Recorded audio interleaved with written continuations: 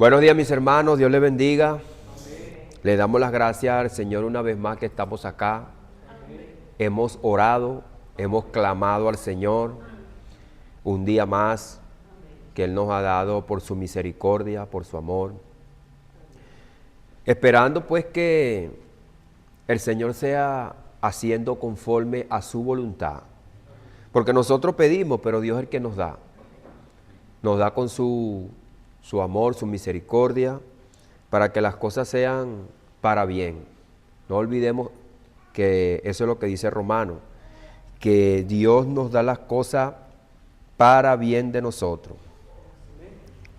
Bueno, hermano, usted sabe que comenzamos en esta serie de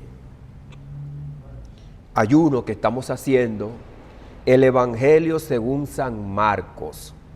El Evangelio de Marcos. Es la palabra de Dios, es Dios quien nos habla. La Biblia no es un libro místico. ¿Qué esperamos nosotros cuando alguien va a leer el Evangelio? Buscamos nosotros que lea algo más allá de lo que muchos han leído. Porque muchas veces estamos como el gato. El gato dice que lo mató la curiosidad. Tanto los que están como expectantes, como el que va a exponer la palabra, quizás busquemos algo como que para cautivar al que está allá. Sacar algo místico, mágico y maravilloso. Pero si nosotros leemos el libro de Marcos, ese evangelio, es un evangelio directo que no está buscando misterio, sino que busca más bien que el lector directamente comprenda lo que el Espíritu Santo quiere hablar. Dios no trae misterio, Dios habla claro. Somos nosotros los que curiosamente quisiéramos escuchar algo misterioso, mágico y maravilloso. Y el que está acá predicando también se ve tentado a ver cómo cautiva al público. Dios no está buscando cautivar. Dios está buscando transformar los corazones. Y Marcos nos presenta a nosotros un evangelio, según San Marcos, dirigido en su apertura por un carácter inmediato, dinámico y profundamente teológico. Porque conforme a presentar, cuando vamos a leer este primer capítulo, primeramente la figura de Juan y de Jesús, ¿quiénes son estos dos personajes? ¿Por qué están ahí en ese evangelio? Y él comienza el evangelio en el capítulo número 1, verso 1, principio del evangelio de Jesucristo, Hijo de Dios. O sea que este evangelio que él va a presentar tiene un autor. Y presenta la palabra principio, la que utilizó nuestro amado hermano Juan. Aunque con una óptica diferente, con diferentes perspectivas y capacidades, porque todos nosotros tenemos una capacidad, pero con una óptica diferente. Principio del evangelio, o sea, así comenzó el evangelio y así lo va a exponer él. Marcos entonces expone esto. Fíjese que antes de nosotros leer esos otros versículos, nuestro amado hermano Lucas en el capítulo número 1 dice: puesto que ya muchos han tratado de poner en orden la historia de las cosas que han sucedido entre nosotros, dice que entre nosotros han sido ciertísimas. Fíjese que Lucas entonces lleva este evangelio hacia una persona, hacia Teófilo. Y él dice que hay personas pues que han querido y proponen tratar de explicar lo que Jesús hizo. Dice, tal como nos enseñaron los que desde el principio, utiliza la palabra principio también, esto es importante. Jesucristo es el principio del evangelio. Es por eso que el evangelio es eterno, porque Él es el principio y es el fin. El evangelio es la palabra viva de Dios, es una palabra eterna. Es por eso que utilizaron esta palabra principio. En el principio creó Dios los cielos y la tierra. Dios es el principio de todo. Entonces Jesús es el principio, el primogénito entre los muertos, dice nuestro amado apóstol Pablo también. Dice, los que desde el principio lo vieron con sus ojos y fueron ministros de la palabra. ministraron la palabra, o sea, nos trajeron la palabra. Me ha parecido también a mí, así como Marcos nos presenta su evangelio, también a Lucas le pareció, dice, también me ha parecido a mí, después de haber investigado con diligencia todas las cosas desde su origen, la palabra principio y origen, escribiéndotelas por orden, oh excelentísimo Teófilo. Ahora fíjense que ahora pone el propósito, para que conozcas bien la verdad de las cosas a las cuales has sido instruido. ¿Cuál es el propósito? Esto es Lucas capítulo número 1. Estamos estudiando el Evangelio de Marcos, pero también estamos haciendo un paralelismo de diferencia, cómo comienza Marcos y cómo comienza Lucas. Entonces, Marcos,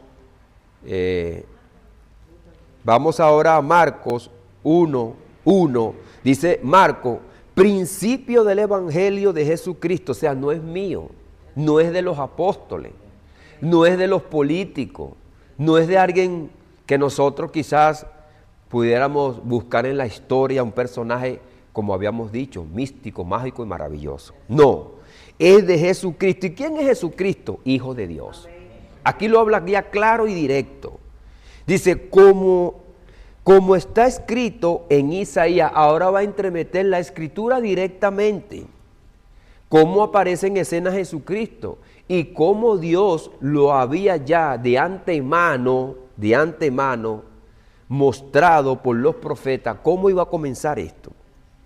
Dice, como está escrito en Isaías el profeta, he aquí yo envío mi mensajero delante de tu faz, el cual preparará tu camino delante de ti. Voz del que clama en el desierto, preparad el camino al Señor, enderezad su senda. Dice, bautizaba Juan en el desierto y predicaba el bautismo de arrepentimiento para perdón de pecado. Entonces, ¿quién es este que Dios manda a preparar el camino al que viene al Señor? Juan, mejor conocido como el Heraldo, y también visto por los judíos como aquel Elías que vendría otra vez. Y dice, y salían a él de todas las provincias de Judea y de todo de Jerusalén, y eran bautizados por él en el río Jordán, confesando sus pecados. Fíjese que hablaba de la provincia de Judea y de Jerusalén. O sea, uniendo los dos reinos. Uniendo los dos reinos. Jesucristo es quien trae esa unión. Y aunque Juan presenta esa unión en el capítulo número 17, por medio de la oración de nuestro Señor Jesucristo, Padre, que sean uno como tú y yo somos uno, aquí el Espíritu Santo le da la sabiduría a nuestro amado hermano Marco, para que nosotros veamos que Jesús es quien viene a traer la unión. La división que causó el pecado, solo Jesús puede hacer esa obra. Y dice, y Juan estaba vestido de pelo de camello y tenía un cinto de cuero alrededor de sus lomos y comía langosta y miel silvestre. O sea, un hombre sencillo. No era un hombre místico, mágico y maravilloso, ni de los grandes castillos. Un hombre sencillo. Y predicaba diciendo, viene tras mí el que es más poderoso que yo. Fíjese que el poder no está en lo que uno tenga. Un hombre que estaba en el campo, que comía miel. Para un ser humano común y corriente, ¿qué poder podía tener Juan? ¿Era un poderoso Juan para algún político? Nosotros en nuestro argot popular, al ver a Juan así, lo que pudiéramos decir, ¿qué hace ese pelagato ahí? Pero fíjese, la expresión que dice él, era un poder invisible, es lo que está mostrando acá nuestro amado hermano Marco. El que viene tras mí es más poderoso que yo, a quien no soy digno de desatar encorvado la correa de su calzado. Ahora, ¿dónde están los poderosos por los hombres? ¿Dónde están? Como el Señor dijo a través de Zacarías, ¿y vuestros padres dónde están? ¿Y los profetas dónde están? O sea, ¿los poderosos dónde están? Entonces, hermano, el poder no está en lo que nosotros tenemos, porque nosotros no queremos hacer poderosos con lo que Dios ha creado. Con lo que Dios nos ha dado y con lo que Dios ha creado es que nosotros hacemos los poderosos. El que más tiene, más poder tiene. Eso es una verdad, esa es una realidad, pero que es pasajera. El poder que Dios le otorgó a Juan y que Dios le otorgó a Cristo es un poder eterno. Y está en la palabra. Dice, yo a la verdad os bautizo con agua para un bautismo de arrepentimiento. Dice, yo a la verdad os bautizo con agua. Dice, pero Él os bautizará con el Espíritu Santo, con el poder de Dios. O sea que, por eso que Juan dice, Él es más poderoso que yo, porque Él trae el Espíritu Santo. Entonces, hermano, el Espíritu Santo, ese bautismo ha llegado a nuestras vidas. Entonces, Marco no inicia con una serie de genealogías como están los otros evangelios de Mateo, ni con un prólogo largo, histórico. El evangelio de Lucas irrumpe directamente con la historia, con una declaración que encierra este libro, el principio del evangelio. Esto afirma, ¿verdad? Esta afirmación no es simplemente informativa, es programada para que poco a poco nosotros vayamos viendo quién es Jesús. Marco establece desde el inicio la identidad de Jesús, pero a lo largo del relato irá desplegando progresivamente cómo esta verdad se manifestará y se comprenderá. Porque no es simplemente decir este Jesús. ¿Y quién es ese Jesús? ¿A qué vino? ¿Qué hace? Ahora, el estilo de acción, enseguida, luego, inmediatamente, no hay pausas extensas. Se presentan hechos milagrosos, confrontaciones, liberaciones, y a través de estos hechos el lector es conducido a una pregunta fundamental: ¿quién es Jesús? ¿Recuerdan que Jesús hizo esa pregunta? ¿Quién dice la gente que soy yo? Bueno, eso es lo que va a tratar de Marco hacernos ver y entender quién es este Jesús que desde el principio, en su comienzo, está aquí en la tierra haciendo milagros. Tiene un poder. Esta pregunta no surge en el vacío, sino dentro del contexto de las escrituras del antiguo pacto. Y eso es lo que él va a enseñar, el que va a leer esto. No viene de mí, no es una ilusión mental mía, es que está en las escrituras. ¿Y quién lo dijo? El profeta Isaías. El profeta Isaías declara que viene un heraldo, alguien que va a preparar el camino al Señor. Pero ¿quién es este Señor? El cumplimiento de las promesas la trae Jesús. Jesús es la promesa cumplida.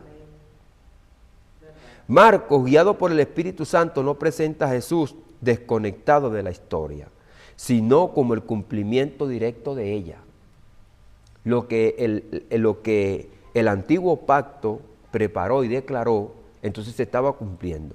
Por eso el capítulo número 1 comienza citando al profeta.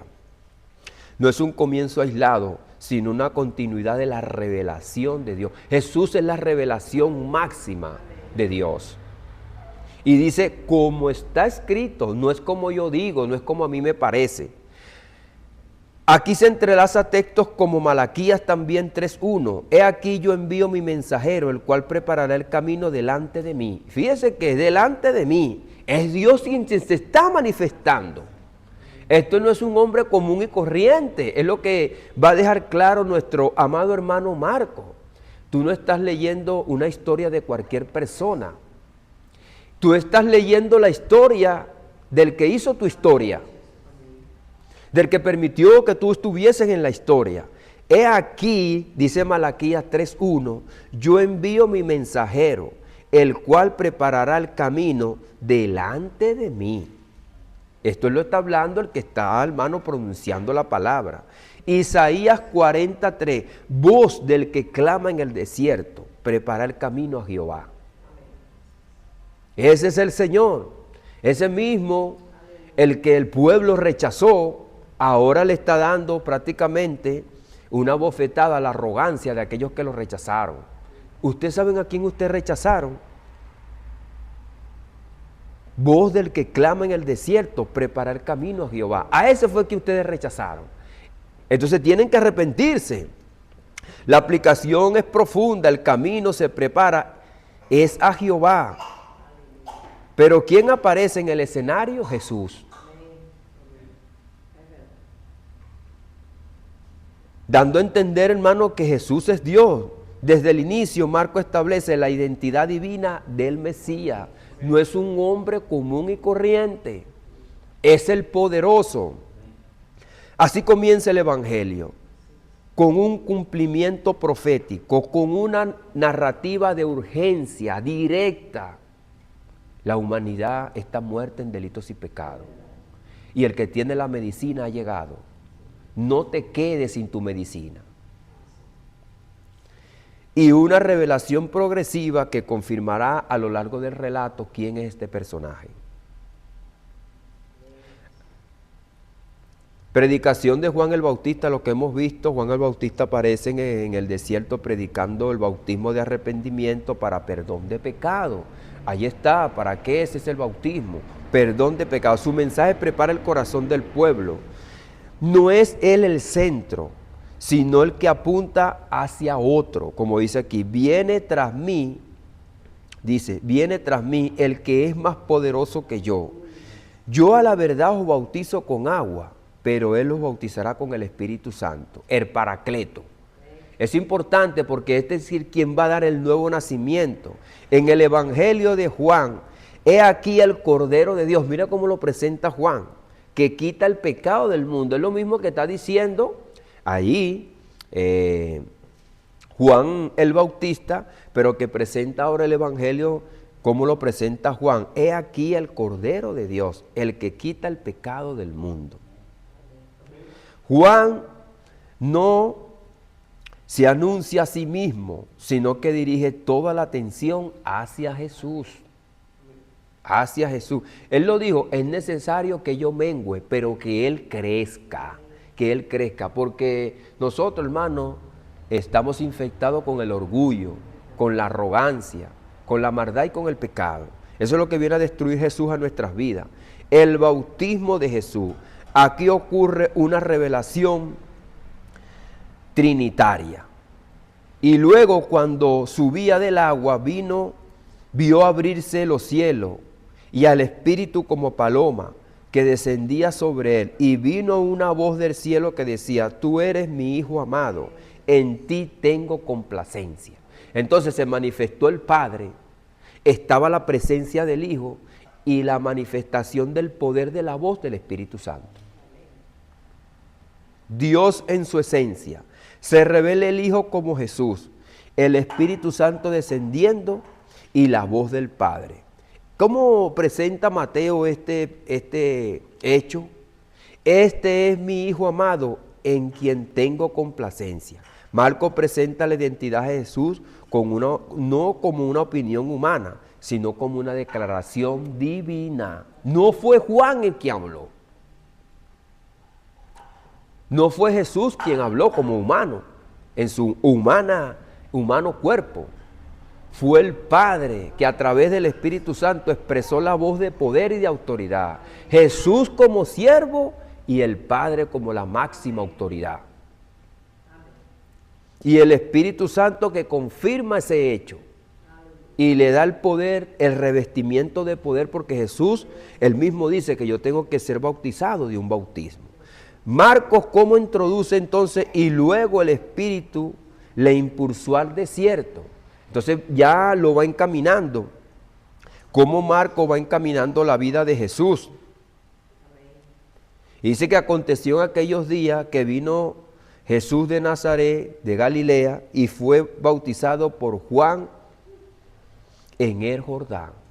Dando también la geografía, dónde han sucedido y han acontecido las cosas. Jesús vino de Nazaret de Galilea, allá de donde él era. Fíjense que Jesús nació en Belén, pero después fue a Nazaret para que también fuese nazareo. Todo lo que la palabra iba detallando, todo se iba cumpliendo. Y fue bautizado en el Jordán. Y entonces empieza a predicar en aquella región para que se cumpla también lo que dice Isaías, que los que estaban allá a la orilla en sombra de muerte, luz resplandeció sobre ellos. Toda la vida de Jesús va enmarcada por la palabra, por la palabra. Los hechos que ellos van relatando van siendo guiados por el Espíritu porque van siendo guiados por la palabra. Y luego dice, Cuando subía del agua, vio abrirse los cielos y el Espíritu como paloma que descendía sobre él. Entonces, estos son hechos, hermanos, que fueron visibles, fueron audibles. Entonces el Espíritu lo impulsa al desierto y estuvo allí en el desierto 40 días y fue tentado por Satanás y estaba con la fiera y con los ángeles que le servían. Fíjense que él no pone esas palabras que declara Jesús en Mateo, que le dice no solamente de pan, sino que él va directo, es más directo en nuestro hermano Marco. Aquí se introduce el conflicto espiritual. El reino que Jesús trae no es político, sino que viene a confrontar directamente el poder de Satanás, el poder de las tinieblas. Ahí se presenta el primer conflicto directo.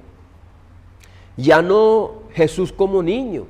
Acuérdense que cuando Jesús nació, Herodes manda a matar a los niños. Había un conflicto, pero que Jesús estaba niño. Ahora aquí va a haber un conflicto, una confrontación directamente de tú a tú. El Hijo de Dios con un hijo caído de Dios. Porque Satanás fue un hijo de Dios, pero que cayó. Ahora hay esta confrontación directa, un choque, donde Jesús no es que va a ser ayudado por otro para llevarlo a Egipto, sino que él mismo va a reprender a Satanás. ¿Me entiende? Ya Jesús no es llevado por los brazos de otro, ni por la mano de los padres, sino que ahora está siendo llevado directamente por la mano del Padre de arriba, con todo poder y revestido con la autoridad, a confrontar a Satanás. El Evangelio de Lucas 4:13 dice, cuando el diablo hubo acabado toda tentación, se apartó de él por un tiempo. Entonces, ¿cómo relata Marco, cómo relata Lucas y cómo relata Mateo los evangelios? Así que cada lector, hermano, y cada persona en su corazón es satisfecha. Jesús vence donde el hombre había fallado. ¿Recuerdan? ¿Ustedes recuerdan aquellas personas que salieron al desierto con Moisés? Allí se rebelaron y terminando adorando un becerro. Pero Jesús vence en el desierto. Vence al tentador, al que engañó el hombre en el desierto. Muchos cayeron postrados en el desierto. El desierto no es simplemente una figura meramente religiosa. Es una batalla espiritual que tuvo el hombre ahí, pero que Dios le puso un sello y lo selló con Jesús. Una victoria donde el hombre falló, ahí Jesús tuvo la victoria. Jesús inicia su ministerio. Marcos 1:15, el tiempo se ha cumplido y el reino de Dios se ha acercado. Arrepentíos y cree en el Evangelio. Vamos a leer Marcos 14 y 15. Dice que después que Juan fue encarcelado, Jesús vino a Galilea predicando el Evangelio del reino. Fíjese que lo que yo le estaba hablando, que el libro de Isaías dice que a estas personas se le iba a predicar el Evangelio. Y esto lo pone Mateo en su capítulo número 3, verso 2. Arrepentíos y creed en el Evangelio. Esas personas que estaban allí en Galilea, entonces escucharon la palabra del Señor, la palabra de Dios. Después que fue entonces Juan encarcelado, Jesús vino a Galilea predicando el Evangelio del reino. El Evangelio del reino no es de la tierra, es del reino de Dios, no es de los hombres, es de Dios. Diciendo, el tiempo se ha cumplido, no queda más tiempo, no queda más nada que terminar ni que cumplirse, ya todo está cumplido.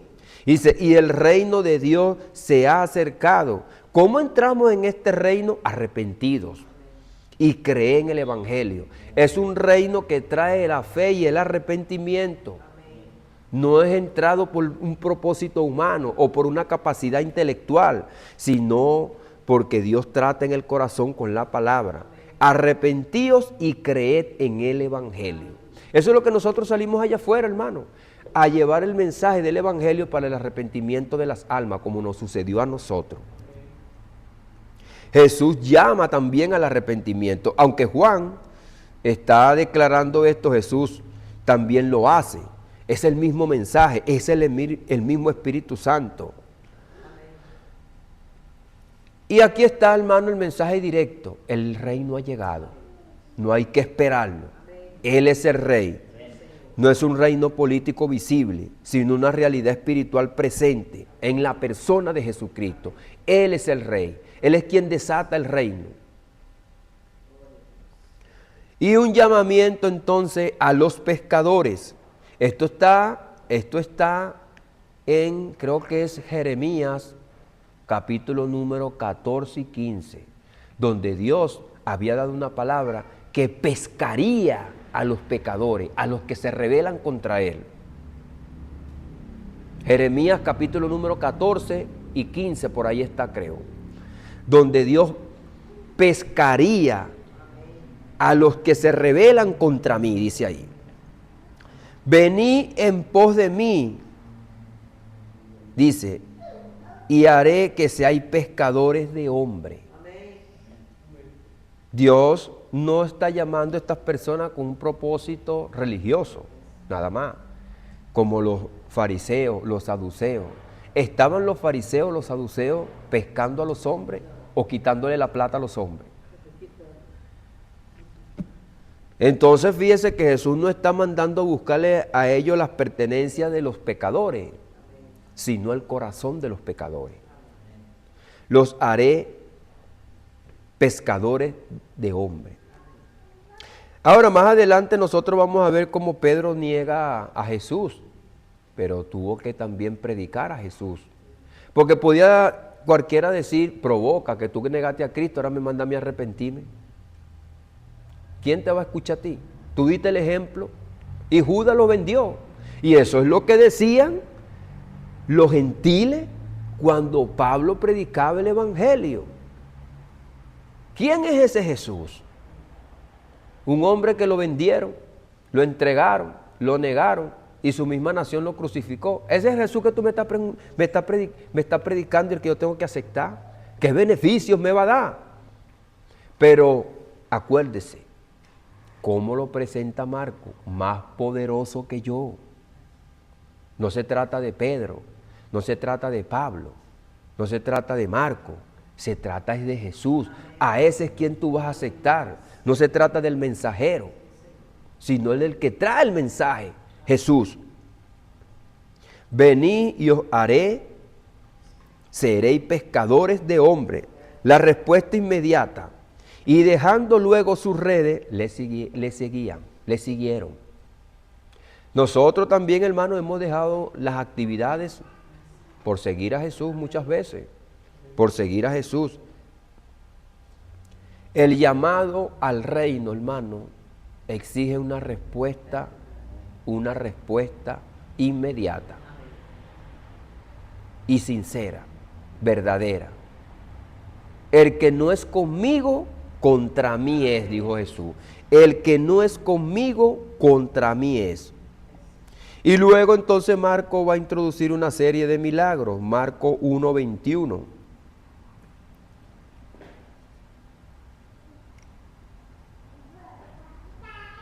Un hombre que tenía un espíritu inmundo. Fíjese que también aquí hay varios subtítulos.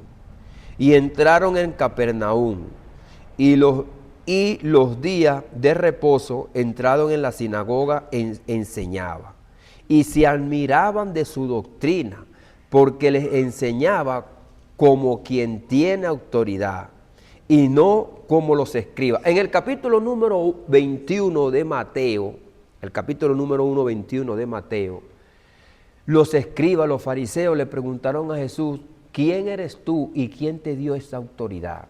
Y él le respondió, el bautismo de Juan, le dijo. ¿Quién le dio la autoridad a Juan? Yo también le voy a hacer una pregunta, le dijo el Señor. Díganme ustedes, ¿con qué autoridad Juan bautizó? Fíjense que aquí la gente dice aquí, porque entraron en envidia los líderes religiosos. Dice, se admiraban de su doctrina porque les enseñaba como quien tiene autoridad y no como los escribas. Entonces los escribas entraron en envidia. Ahora, hermano, usted ha comido un limón y le amarga. En su mente y en su corazón, en su espíritu, usted siente que usted está comiendo un limón y que ese sabor identifica la fruta, su color. Igualmente como cuando usted come otra fruta, en su mente lo que Adán declaró en el huerto, los nombres de la fruta, compaginan y se amordan y satisfacen nuestros deseos. Y no es simplemente un mero nombre, sino que desde las entrañas de nosotros hay un reconocimiento de esa fruta por una satisfacción y una reacción que causa en cada uno de nosotros. Asimismo en la mente y en el corazón, como cuando uno prueba una fruta y de repente hasta uno mismo le podría poner ese nombre, por lo que eso causa el impacto, una reacción en nosotros. Así el mensaje de Jesús hizo salir del corazón de los que la escuchaban. Este hombre tiene autoridad. Como usted decía, yo estoy comiendo un limón amarga. O sea que lo que causó en ellos trajo la reacción. Como yo les decía, no es la emoción, es el mensaje que te causa esa reacción de emoción. No puede ser contrario. Pero había en la sinagoga de ellos un hombre con espíritu inmundo que dio voces. Aquí está entremetiendo Marco que Jesús tiene la autoridad sobre estos espíritus inmundos. No solamente sobre lo visible, la carne, que podía quedar por fuera sin la lepra, sino también el que causa la lepra.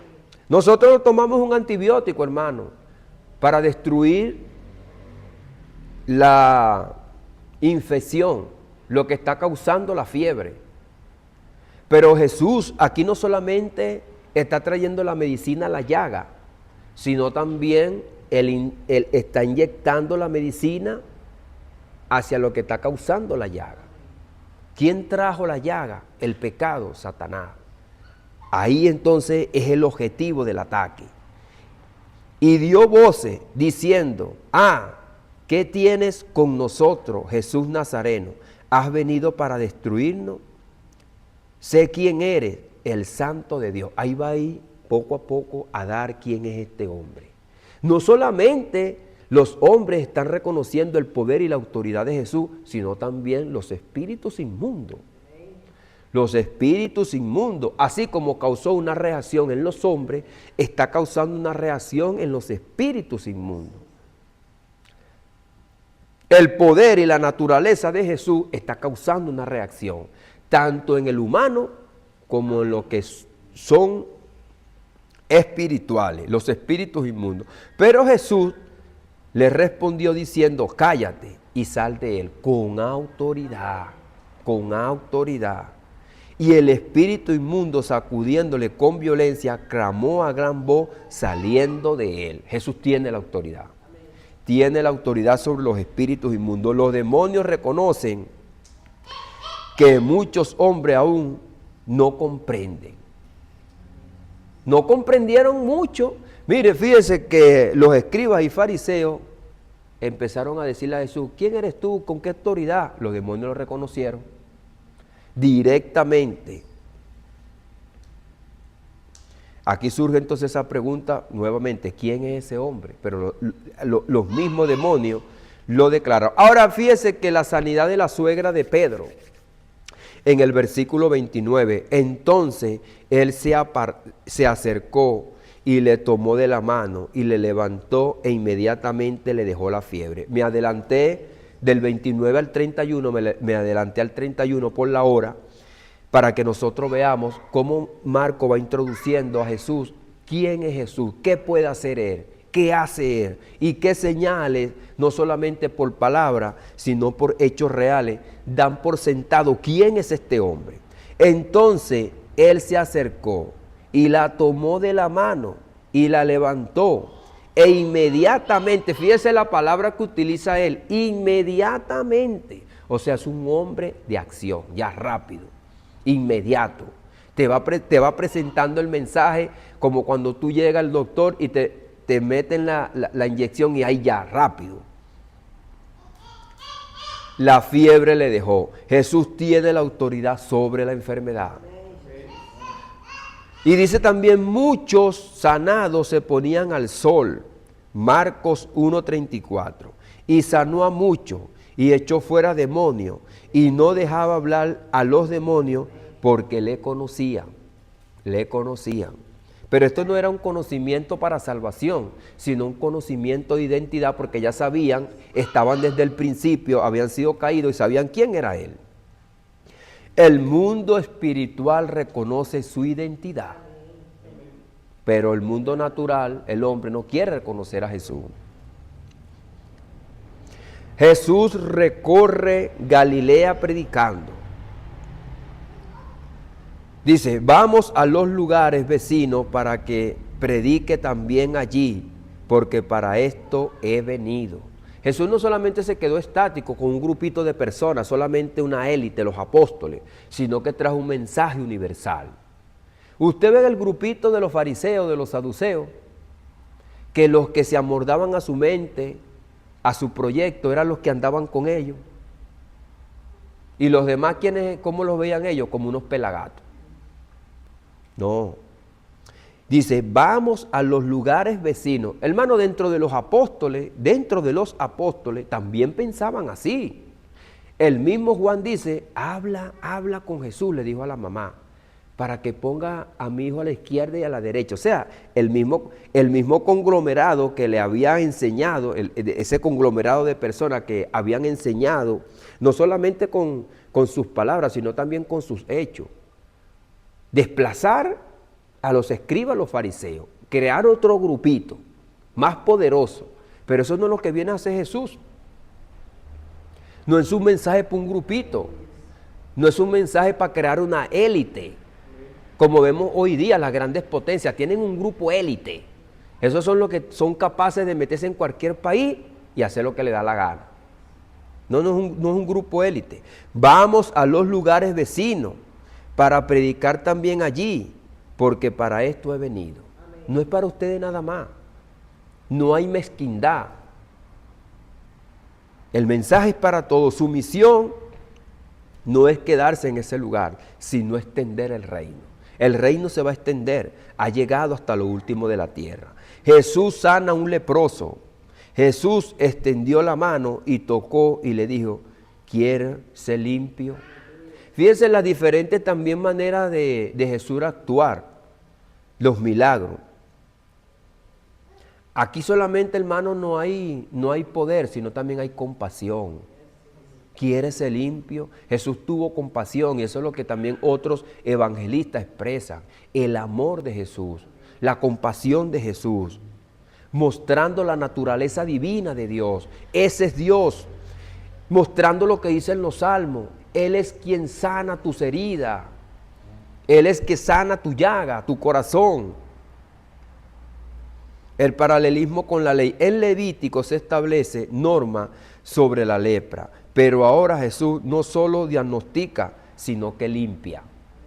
No es un diagnóstico de la ley. Es el doctor que viene. Entonces el capítulo número 1 de Marcos no solamente estamos dando una simple introducción narrativa, es una declaración teológica progresiva, poco a poco, que va mostrando quién es Jesús. Después de la voz de los profetas hasta los milagros visibles, todo apunta a una verdad central. Jesús es el cumplimiento de las promesas del Señor. Y no solamente de las promesas, sino que Él es el que fue prometido. De manera que todas las promesas apuntaban a la promesa madre, que es Jesús. Juan preparó el camino. El Padre declara su identidad. El Espíritu Santo lo confirma. Satanás es confrontado. Los demonios lo reconocen. La enfermedad le obedece y los hombres comienzan a seguirle. No solamente era ver, creer y abrazar la persona de Jesús, sino comprender quién era Él. No meramente como un personaje más, sino que es Dios. Y en medio de todo, la pregunta sigue ahí: ¿quién es este hombre? Marcos nos responde completamente en el capítulo número 1, pero deja todas las evidencias dispuestas como un rompecabezas para que la escena, vamos a ver después, el Hijo amado, el Santo de Dios, el que tiene autoridad, el que trae el reino, el que limpia, libera y restaura. En este mismo capítulo nada más.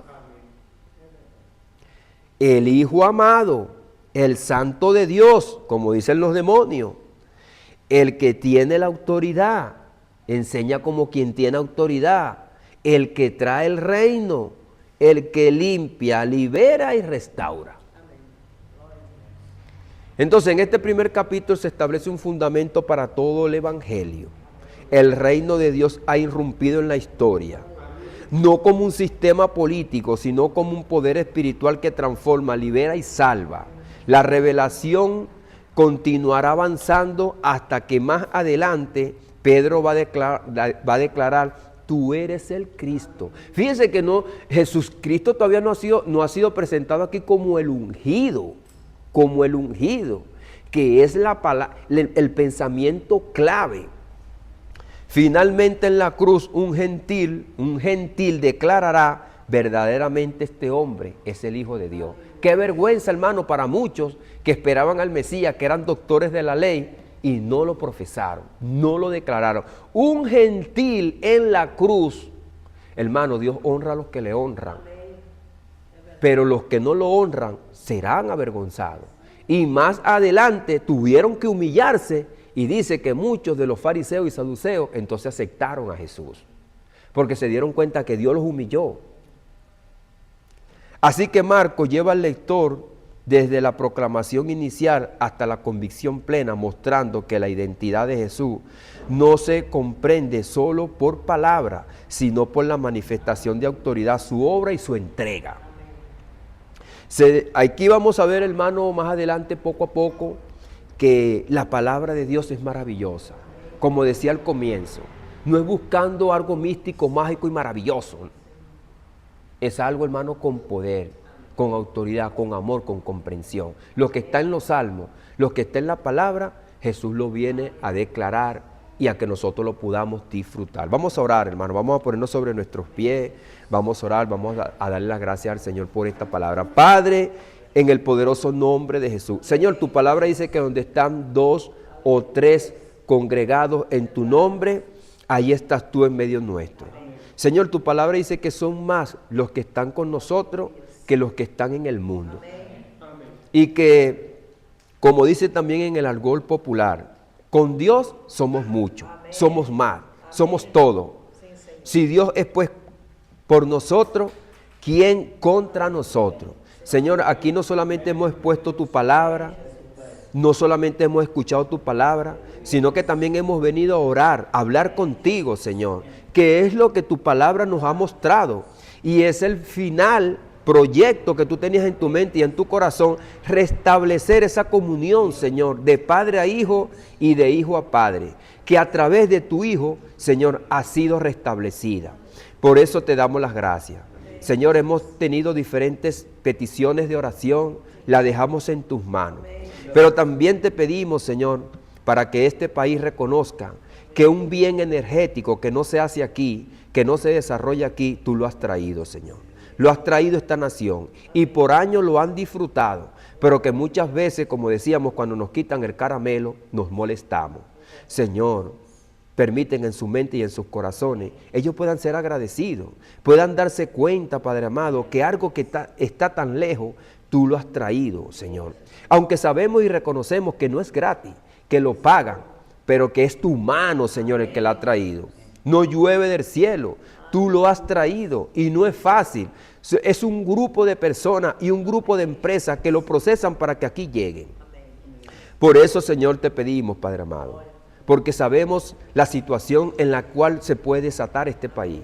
Pero hay un pueblo que te conoce, hay un pueblo que ora, Hay un pueblo que tiene una comunión restablecida y que estas oraciones llegan y están en copa en los cielos, Padre amado, para ser derramada conforme a tu voluntad, conforme a tu propósito. Nosotros también sabemos por las señales que muchos son arrogantes, que muchos, Señor mi Dios amado, están a espaldas tuyas y que tú, Señor, vas a traer también en humillación. Así como tú humillaste a estos poderosos religiosos y después lo hiciste confesar tu nombre, esperemos que tú también hagas, Señor mi Dios amado, conforme a tu voluntad en este país. Aquellos arrogantes, Señor, aquellos que andan a espaldas tuyas y muchos que se han burlado de tu pueblo, tú los humilles y los traigas a los pies de tu Hijo Jesucristo.